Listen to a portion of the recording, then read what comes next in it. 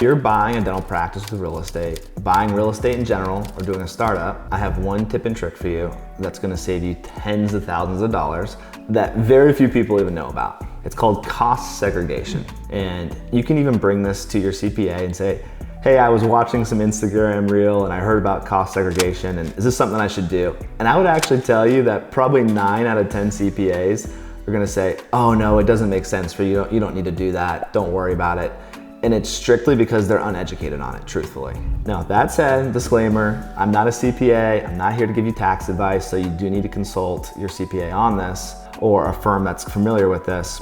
But I can almost tell you 99% of the time, doing a cost segregation study and putting this into effect is an absolute no-brainer. What is a cost segregation study and what does this mean? So when you buy the property, you're not just buying windows and walls, you're also buying the build out in it, right? That's gonna be things like electrical, cabinetry, the dental plumbing, the electrical that goes to the x-ray units, the lighting, right? These are all things that depreciate much faster than the walls of the building. So commercial real estate is typically depreciated over 39 years.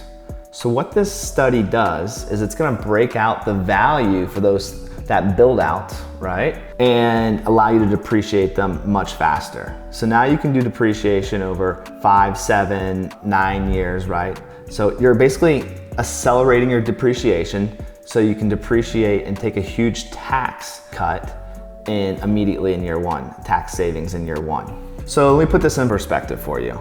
We've had a number of clients that have done this, and I'll give you one example in particular because it just recently happened. He paid $900,000 for the property. He did a cost segregation study, which cost him about $4,000, and it gave him a tax write-off and acceleration on depreciation of $125,000. He was able to depreciate and show depreciation on his financial statements of $125,000 for this build out that got broken out. So that allows you to focus more on the cash flow of the business. Allows you to use cash flow for different things, right? Marketing, if you're trying to grow, a new startup or a new business or grow the practice. So it's a no-brainer to do this. And when you do this and you hire one of these companies, they are going to tell you up front before you engage them and hire them how much money we estimate the cost, right? Where they break out the different value for this build out, and then how much money you think they're gonna save you.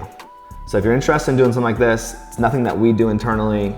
We get no kickbacks from it. We just know some people that do it, just trying to spread some resources and some tips and tricks, if you will. Message us and we'll get you some contacts. Hope this helps.